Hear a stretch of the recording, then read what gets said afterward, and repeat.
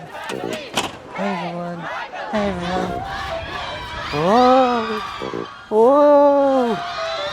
I'm just kidding. I would never endanger a real human child like that because I'm a flawless, charitable human being who's never done anything wrong in his entire life, no matter what any real person or movie says about me. Oh, you want me to cut this bit from the review? You think it's tasteless?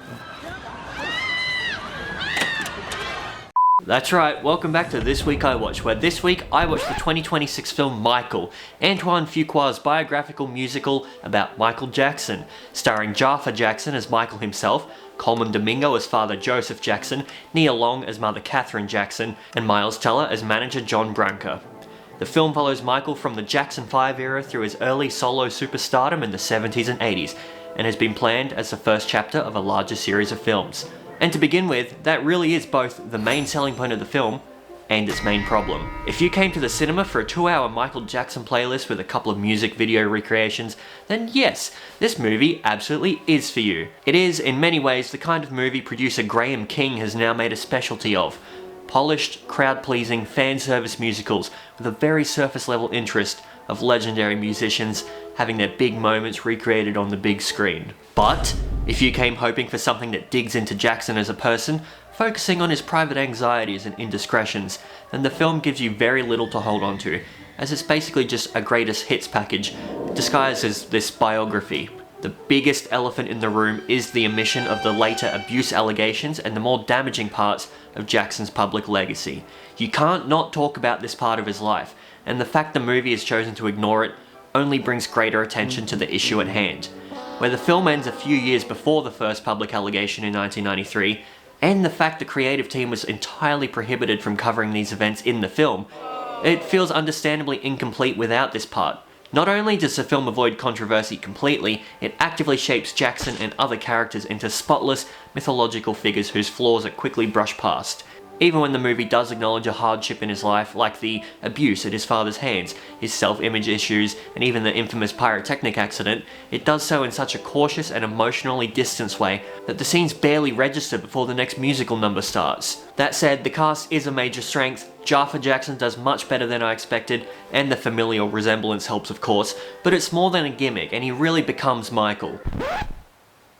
Not literally. He captures Michael's childlike weirdness and naivety in a way that makes the performance feel less like a bad impression and more like a genuine embodiment. The dancing and singing scenes are where the illusion is at its strongest, where I felt myself believing I was actually watching the man himself at some points. However, Coleman Domingo is probably the most interesting presence in the film for me. By design, Joseph Jackson is an antagonistic figure in Michael's life, but Domingo gives him enough dimensionality that he never becomes a cartoon, and similarly disappears into the character.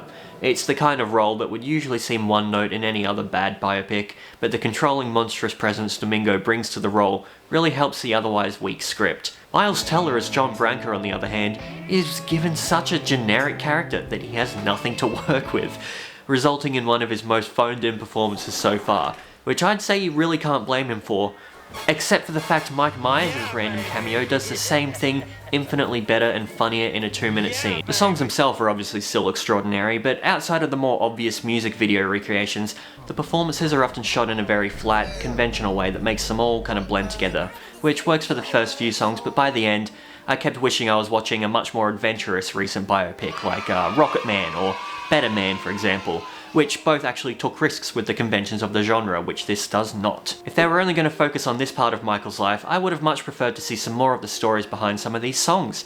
Perhaps the events that inspired them, and how Michael came up with his music, rather than just jumping ahead to the fully formed songs existing with no build-up or struggle on screen.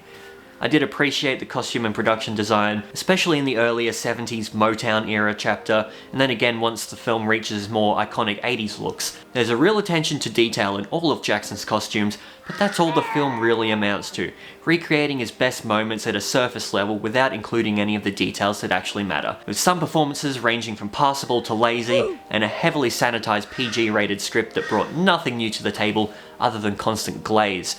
Michael is an incredibly generic, bewilderingly toothless film that only gets 4 thumbs up out of 10 from me. That's a wrap, so thanks for watching.